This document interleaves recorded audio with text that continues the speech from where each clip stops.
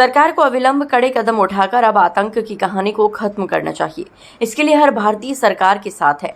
धर्म पूछकर निहत्थे भारतीयों को गोली मारना पाकिस्तानी समर्थक आतंकियों की कायराना और हैवानियत भरी हरकत है, जिसका भारत सरकार को मुंहतोड़ और यादगार जवाब देना चाहिए। ये वक्तव्य आगरा सराफा एसोसिएशन के अध्यक्ष नितेश अग्रवाल ने फव्वारा स्थित महाराजा अग्रसेन चौक पर 22 अप्रैल को कमिश्नर के पहलगाम में हुए आतंकी हमले के विरोध में प्रदर्शन किया। फव्वारा से सेठ गली स्थित मंदिर तक कैंडल मार्च किया। आगरा सराफा एसोसिएशन के सभी सदस्य आज फव्वारा स्थित महाराजा अग्रसेन चौक पर आतंकी हमले के विरोध में काली पट्टी बांधकर एकत्रित हुए। 2 मिनट का मौन रखकर मृतकों को श्रद्धांजलि दी और सेठ गली स्थित मंदिर तक हाथों में मोमबत्ती लेकर कैंडल मार्च किया।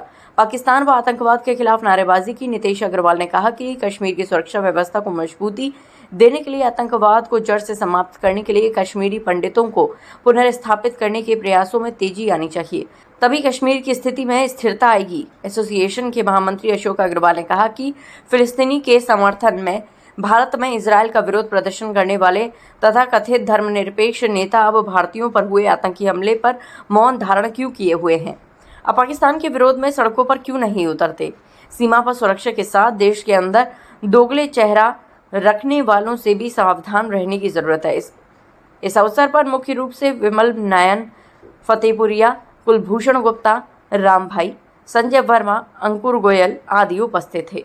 आगरा से हिंदुस्तान वॉइस 18 के लिए दीपक कुशवाहा की रिपोर्ट।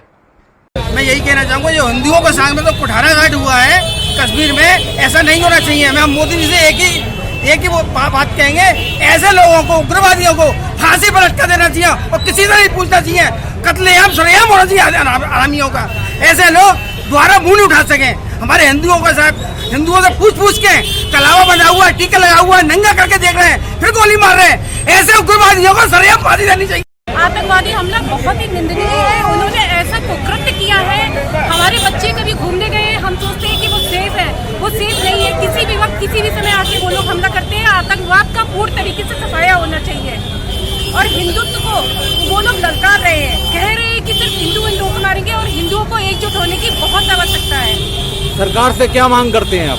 हमें न्याय मिलना चाहिए और बदला लेना चाहिए। इन लोगों को दिखाना चाहिए कि अगर हिंदुत्व पे हमला होगा तो हम क्या कर सकते हैं। मैं यही कहना चाहूँगा, जिस तरह का ये जघन्य अपराध किया गया है, हमारे हिंदुओं को धर्म पूछ कर उनकी हत्या की गई है कश्मीर घाटी में, इसके लिए उन आतंकवादियों को जीने का अधिकार नहीं है। जो भी इस साजिश के पीछे है, उनका पर्दाफाश होना चाहिए और उनको ऐसा जवाब मिलना चाहिए कि जीवन में कभी वो सोच भी नहीं सके इस तरह की कोई। मैं ये कहना चाहूँगा कि आतंकवादियों ने जो कायरतापूर्ण हरकत करी है, वो हमारे देश के ही नहीं, विश्व भर का पहली बार ऐसा हुआ है कि धर्म पूछ के गोलियां मारी गई हैं।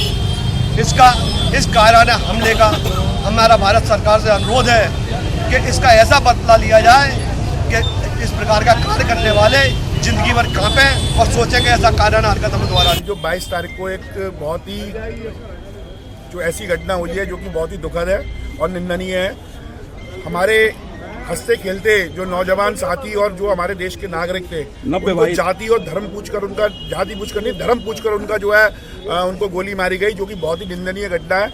हम सभी लोग इसकी बहुत ही निंदा करते हैं और उनकी आत्मा की शांति के लिए आज हम लोग यह कैंडल मार्च निकाल रहे हैं। साथ ही सरकार से मांग कर रहे हैं कि इसके ऊपर एक कड़ी कार्रवाई होनी चाहिए और उनको उनकी भाषा में इस प्रकार से जवाब देना चाहिए कि पुनरावृत्ति इस प्रकार की घटनाओं की अब कभी ना हो।